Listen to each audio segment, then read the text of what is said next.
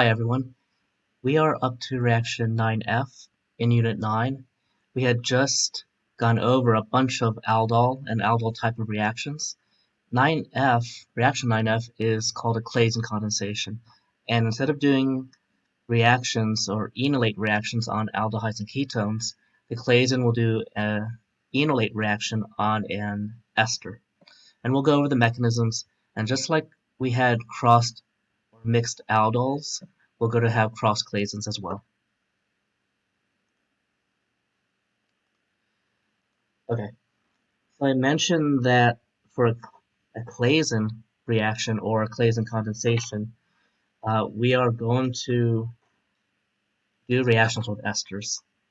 So we could think of a Claisen as this Claisen reaction or Claisen condensation. Just think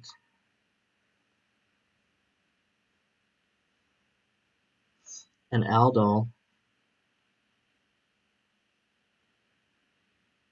but attack an ester.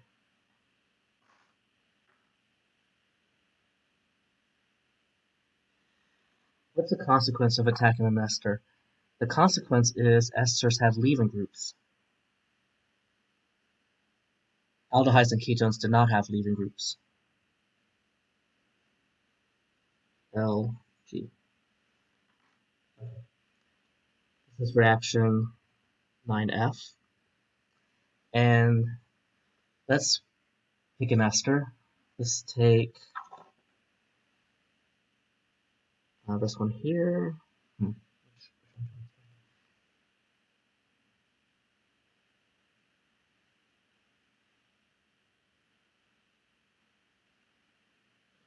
That one right there.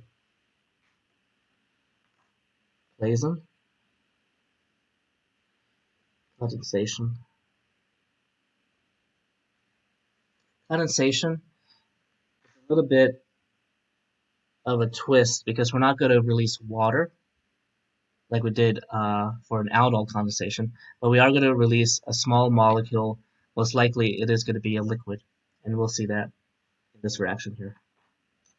Just like an aldol, you have to form the enolate, and to form an enolate you need to have a base. But the base for Claisen condensation is very specific. It has to match what's going to leave, and what's going to leave, as you know for esters, that's your leaving group. So your base is going to be literally that epoxide. And normally you would buy it as a salt. So we'll have sodium ethoxide. And then the solvent, again, it's probably best that salt is most soluble in a solvent that looks like it. So the solvent that looks like this is ethanol, ETOH. Let me show you the tricks to get to the product quickly. Then we'll do the mechanism, and in the mechanism we'll explain why your base, I say your base has to match the leaving group. Let me write that down actually.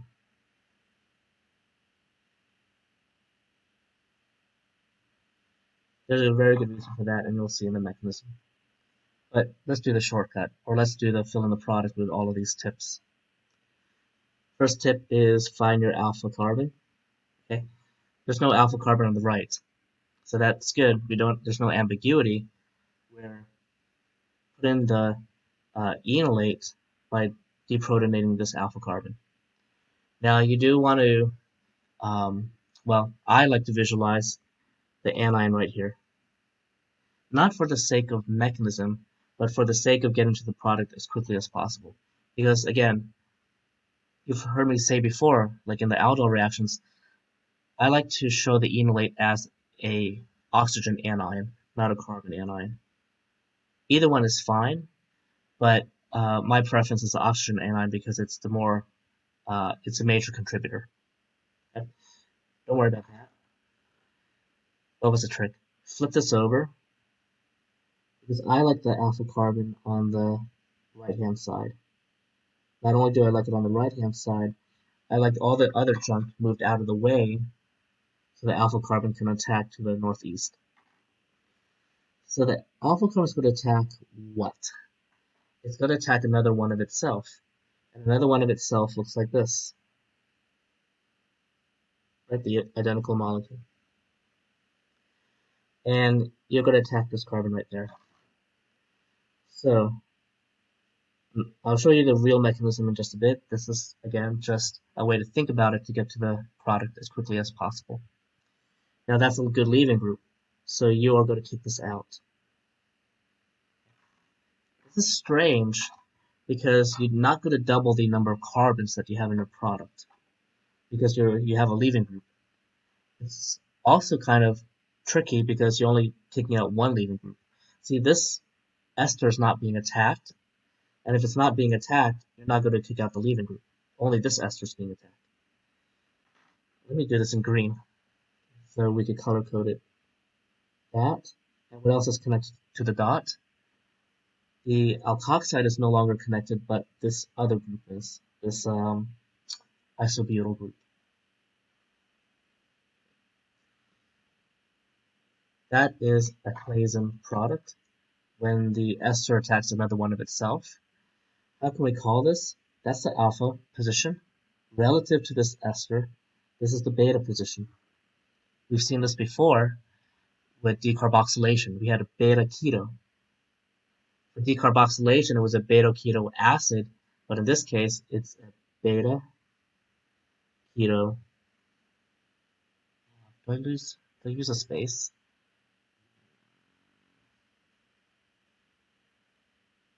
I'm going to give a space. Beta keto ester. That is the product of a Claisen condensation. Oh, what was kicked out? Let me double check this.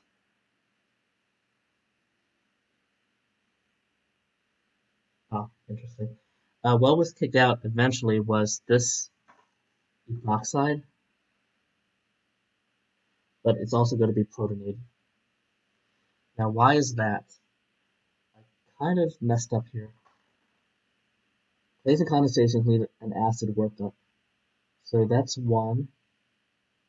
And let's give ourselves a solvent up here. Just slight adjustments. I forgot that you have to protonate it. There's another subtlety about this Claisen reaction that you do have to protonate at the end, and you'll see why in just a bit. Very interesting. Okay. Mechanism. Give yourself maybe at least half a page. I have a little more than half. The first step in the mechanism is deprotonation.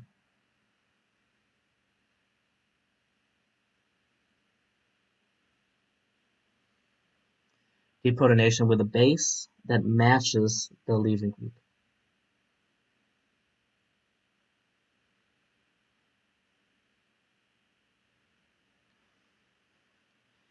You've seen this with an aldol.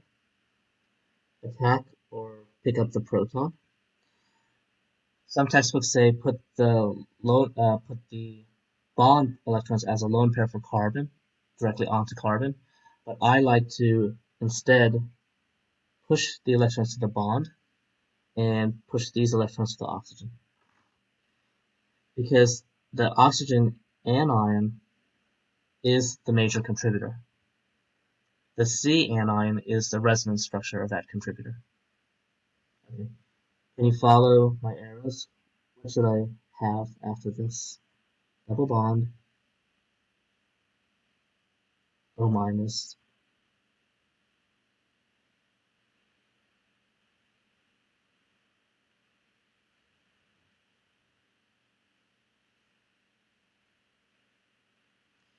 And then we have this alkoxide. Okay, I got it. Plus HO. Now we have to do the attack. Again, what's important is that you don't kick out this leaving group.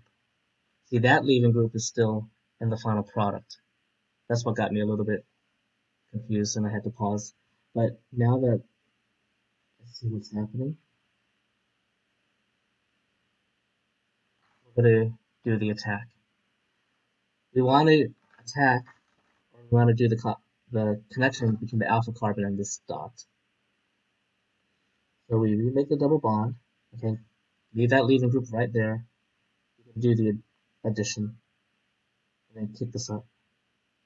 So that's good. I'm going to draw the carbons in the orientation that they are in the mechanism. But you know that, again, I like to redraw the ester so the alpha carbon is on the right. But in this case, it's fine. We'll still have the alpha carbon right here. Okay. And we're still going to make the connection to the dots. We're still going to kick up the pi bond to make a lone pair and make an O minus. And what else is connected to the dot? We still have this alkoxide group. And we still have this iso. As normal, when you attack a carbon that has a C double bond oxygen, you make the tetrahedral intermediate.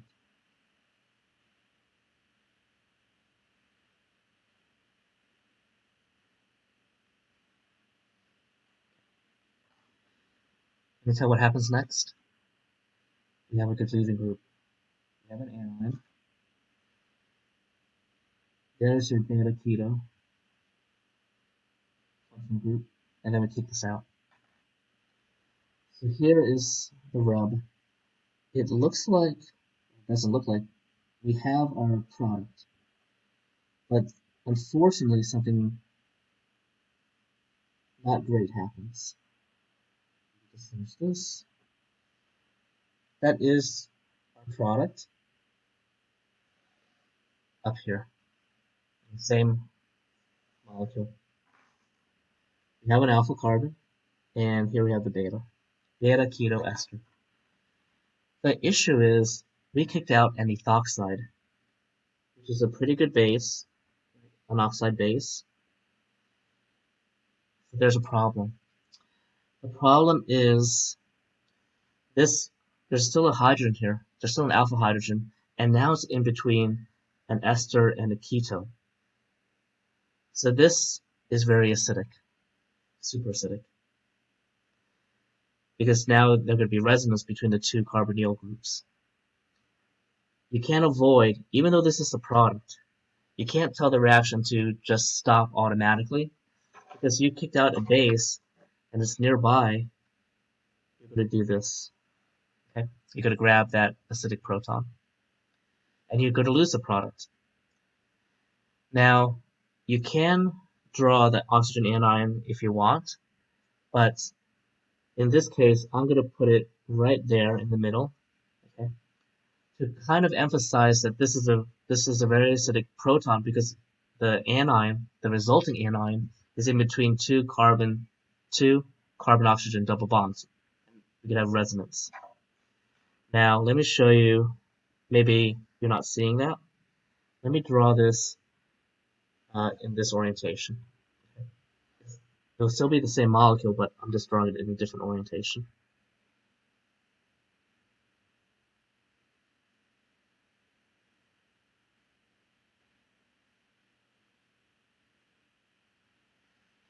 Okay, and what happened? We had an anion right here now. Anion right there. It's resonance stabilized to the left, and it's also resonance stabilized to the right. So this does happen.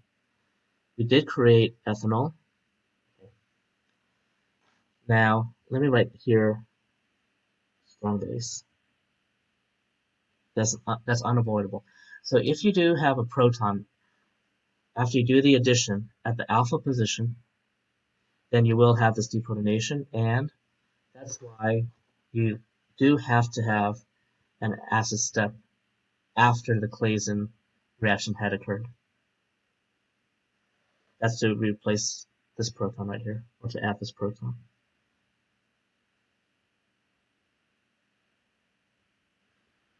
Okay. For a normal Claisen reaction, why don't we count up the steps? We have, actually, before we do that, this product makes sense. Here was your alpha carbon. Here was the dot that it attacked, and now that ester that it attacked doesn't have its leaving group. You can take a note card. You can say that this is the attacker. Let me cover that bond. That's the attacker. It attacked this carbonyl group, and its alkoxide got kicked out. It left. What was I going now? Oh, I was going to count the steps. So on the screen is the full mechanism for a normal Claisen. We'll just number it 1, 2, 3. We have the product. We can't avoid this deprotonation. 4, and then we protonate to get the final product. And we did create, in this case, water. 5 steps, Claisen condensation, and on the screen is the full mechanism. If you want to practice, let's get one practice problem, and then we're going to move on to a cross Claisen.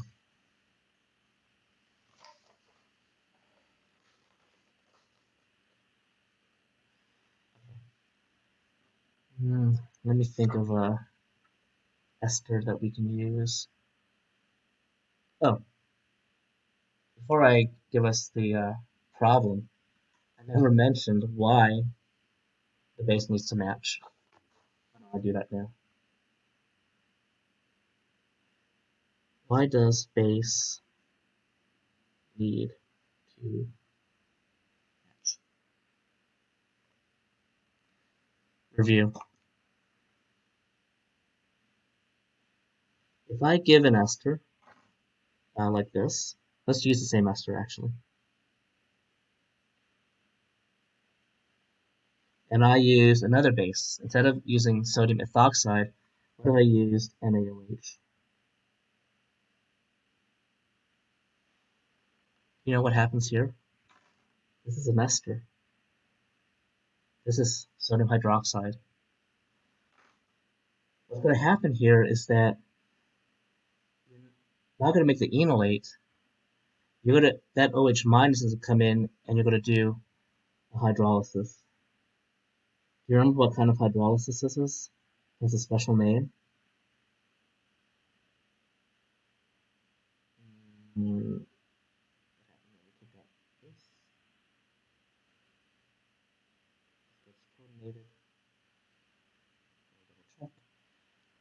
Make the carboxylate.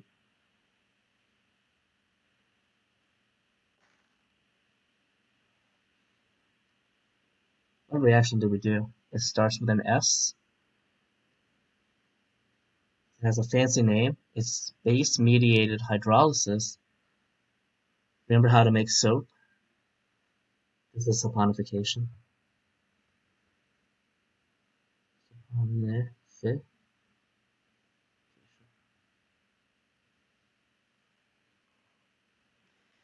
So if you're trying to make the enolate with NaOH, all you're going to end up with is the carboxylate, because the saponification is going to take place.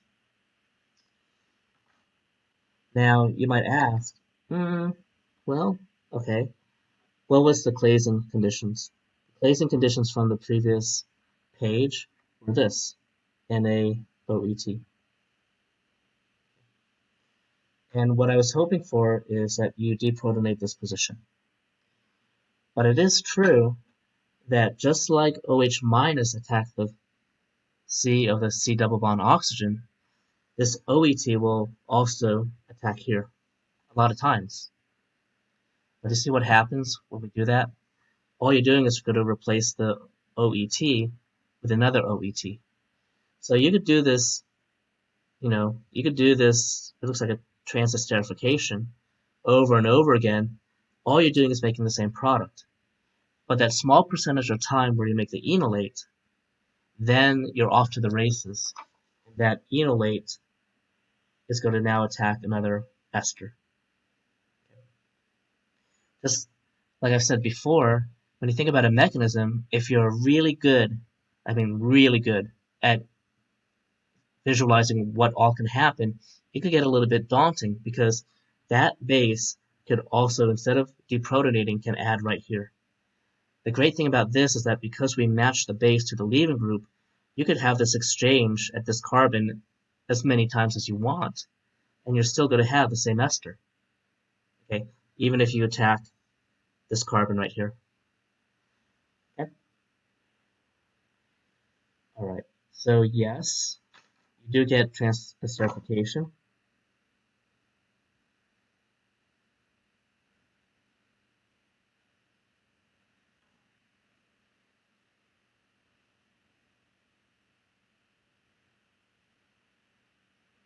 But you get the same ester. You can't tell that something actually happened. Alrighty. Actually, before we do any practice, let me go over now a cross Claisen. Do you recall when we did cross or mixed aldols, what the trick was? The trick was, let me find it real quick. The trick was to have a partner that cannot form the enolate. Let's try this.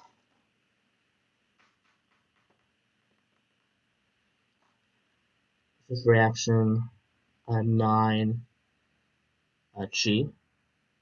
This is a crossed. Give me 1 second. Just let me double check. Huh. Cross Claisen. Let's see. I'm thinking of a partner that cannot form an enolate. Let's take this ketone plus this ester.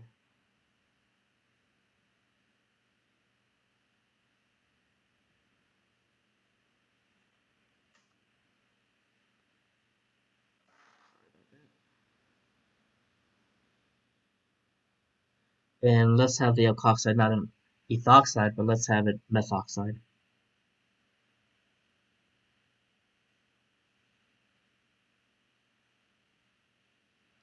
The first thing is what kind of base you want to use.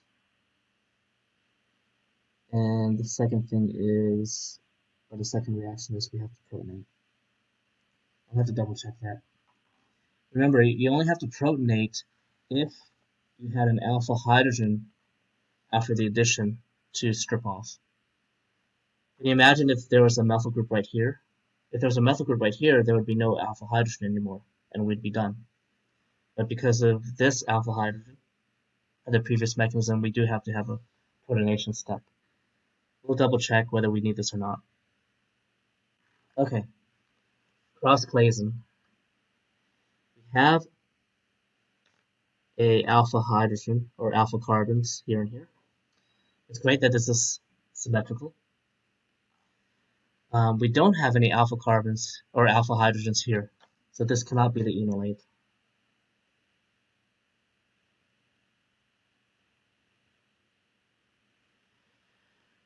On an exam, it should be obvious which one is the enolate and which one's not the enolate. It should be obvious which molecule, either A or B, is going to attack the other molecule. Hopefully you can see here that A will attack B. Now, when we did a crossed or mixed aldol in a previous video, there was that issue about, well, why can't the enolate of A attack another one of itself? You remember how we got rid of that ambiguity? Let me focus this. What's going on with the focusing? It's strange.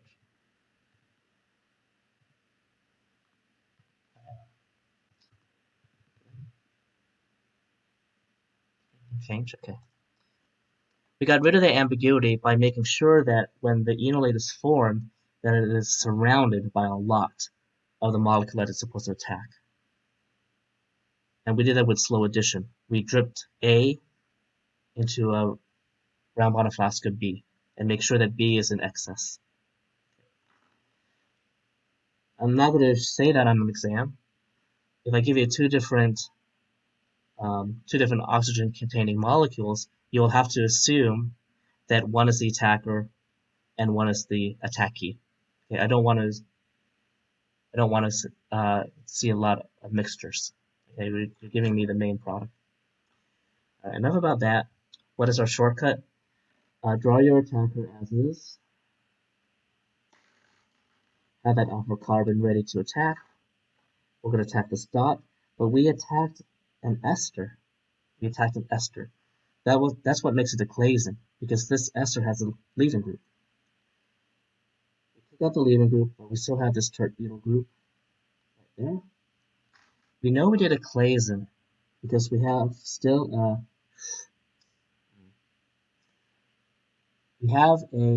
a beta keto carbonyl.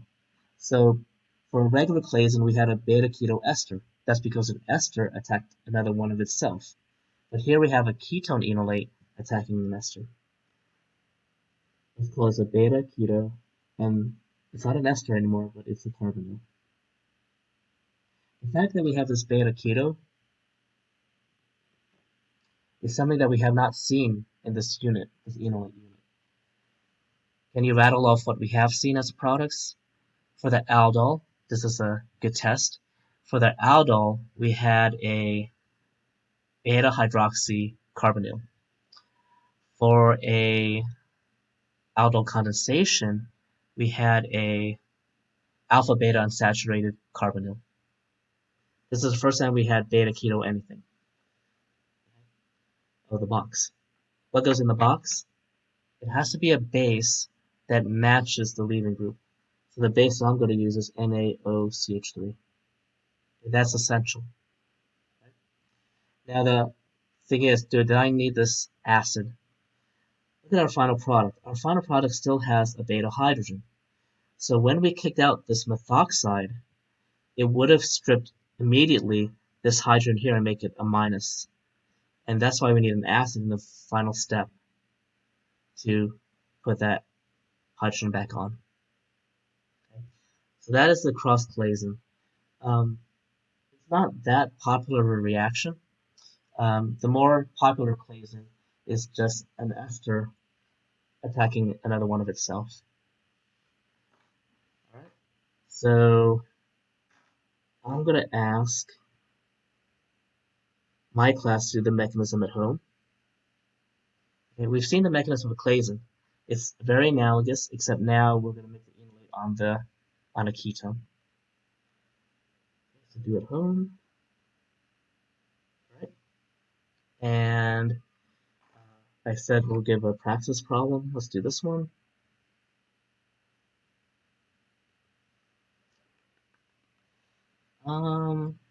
Okay. Let me give you an ester.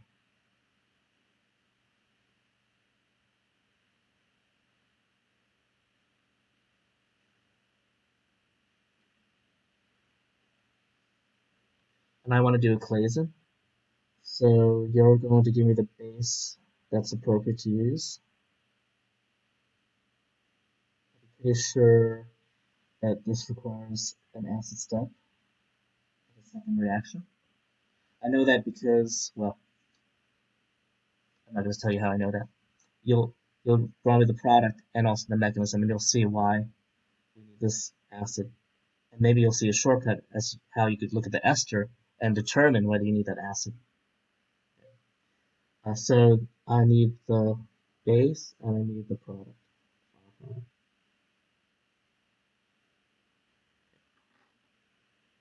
And that's your practice problem. On the practice problem sheet for this video, I'll include this one. And that way you'll have the answers.